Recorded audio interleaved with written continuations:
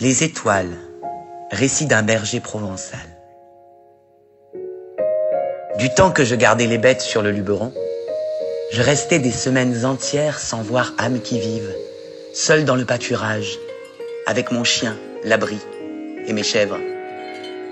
Aussi, tous les 15 jours, lorsque j'entendais, sur le chemin qui monte, les sonnailles du mulet de notre ferme m'apportant les provisions de la quinzaine, j'étais vraiment bien heureux. Je me faisais raconter les nouvelles du pays d'en bas, les baptêmes, les mariages. Mais ce qui m'intéressait surtout, c'était de savoir ce que devenait la fille de nos maîtres, notre demoiselle Stéphanette, la plus jolie qu'il y eût à 10 lieues à la ronde.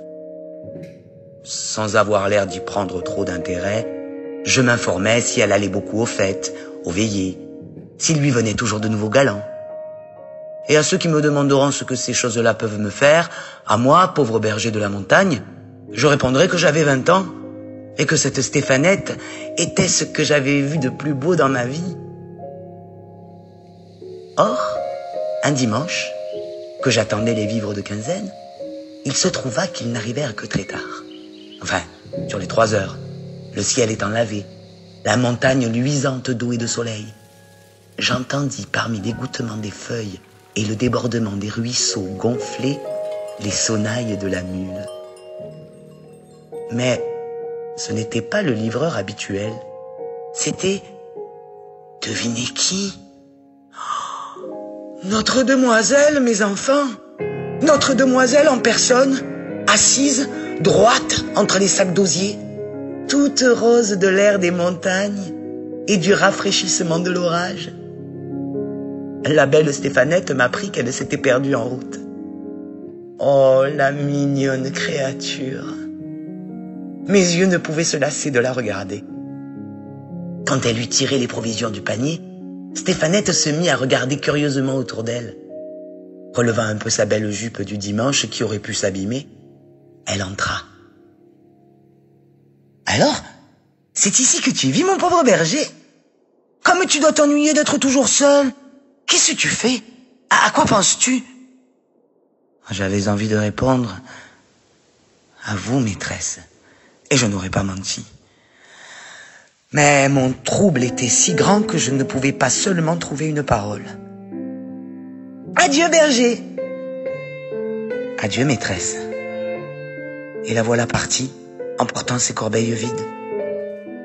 Lorsqu'elle disparut dans le sentier en pente, il me semblait que les cailloux, roulant sous les sabots de la mule, me tombaient un à un sur le cœur. Je les entendis longtemps. Et jusqu'à la fin du jour, je restais comme ensommeillé, n'osant bouger, de peur de faire s'en aller mon rêve. Vers le soir, j'entendis qu'on m'appelait dans la descente, et je vis paraître notre demoiselle, non plus rieuse ainsi que tout à l'heure, mais tremblante de froid, de peur. Il paraît qu'au bas de la côte, elle avait trouvé la rivière grossie par la pluie d'orage, et qu'en voulant passer à toute force, elle avait risqué de se noyer. Le terrible, c'est qu'à cette heure de nuit, il ne fallait plus songer à retourner à la ferme. Car le chemin par la traverse, notre demoiselle n'aurait jamais pu s'y retrouver toute seule. Et moi, je ne pouvais pas quitter le troupeau. Cette idée de passer la nuit sur la montagne la tourmentait beaucoup, surtout à cause de l'inquiétude des siens. Moi, je la rassurais de mon mieux. « Eh, en juillet, les nuits sont courtes, maîtresse. Ça sera qu'un mauvais moment. » Et j'allumai vite un grand feu pour sécher ses pieds et sa robe tout trempée de l'eau de la rivière. Ensuite, j'apportai devant elle du lait, des fromages. Mais la pauvre petite ne songeait ni à se chauffer ni à manger, et de voir les grosses larmes qui montaient dans ses yeux, j'avais envie de pleurer moi aussi. Cependant, la nuit était venue tout à fait. Je voulus que notre demoiselle entrât se reposer dans le parc. Ayant étendu sur la paille fraîche une belle peau toute neuve, je lui souhaitai la bonne nuit et j'allai m'asseoir dehors, devant la porte.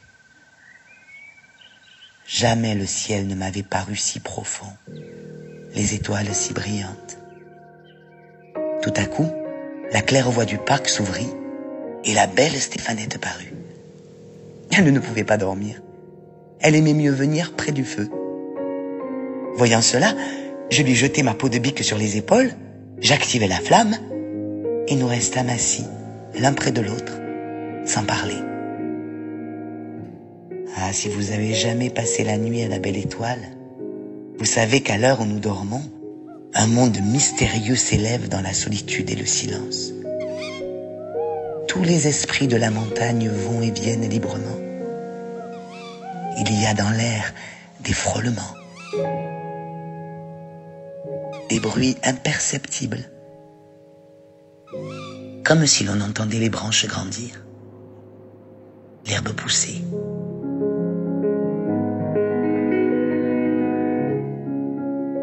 Quand on n'en a pas l'habitude, ça fait peur. Aussi, notre demoiselle était toute frissonnante et se serrait contre moi au moindre bruit. C'est donc vrai, berger, que vous êtes sorciers, vous autres? Nullement, notre demoiselle. Mais ici, nous vivons plus près des étoiles, et nous savons ce qui s'y passe mieux que les gens de la plaine. Elle regardait toujours en haut, la tête appuyée dans sa main, entourée de la peau de mouton. Qu'il y en a! Que c'est beau! Jamais je n'en avais tant vu! Est-ce que tu sais leur nom, berger? Mais oui, maîtresse. Tenez, juste au-dessus de nous, voilà le chemin de Saint-Jacques. Enfin, la Voie lactée. Il va de France droit sur l'Espagne. C'est Saint-Jacques de Galice qui l'a tracé pour montrer sa route au brave Charlemagne lorsqu'il faisait la guerre aux Sarrasins. Alors plus loin, là, vous avez le char des âmes. Enfin, on l'appelle la Grande Ourse. Avec ses 4 essieux resplendissants. Mais la plus belle de toutes les étoiles, maîtresse, c'est la nôtre. C'est l'étoile du berger, qui éclaire à l'aube quand nous sortons le troupeau, et aussi le soir, quand nous le rentrons. Nous la nommons encore Maguelonne, la belle Maguelonne qui court après Pierre de Provence, et se marie avec lui tous les 7 ans. Comment, berger? Il y a donc des mariages d'étoiles? Eh oui, maîtresse. Et comme j'essayais de lui expliquer ce que c'était que ces mariages, je sentis quelque chose de frais et de fin peser légèrement sur mon épaule. C'était sa tête alourdie de sommeil qui s'appuyait contre moi avec un joli froissement de ruban, de dentelle et de cheveux ondés. Elle resta ainsi sans bouger jusqu'au moment où les astres du ciel pâlirent, effacés par le jour qui montait. Moi, je la regardais dormir, un peu troublée au fond de mon être. Autour de nous, les étoiles continuaient leur marche silencieuse, dociles comme un grand troupeau. Et par moments, je me figurais qu'une de ces étoiles, la plus fine, la plus brillante, ayant perdu sa route, était venue se poser sur mon épaule pour dormir.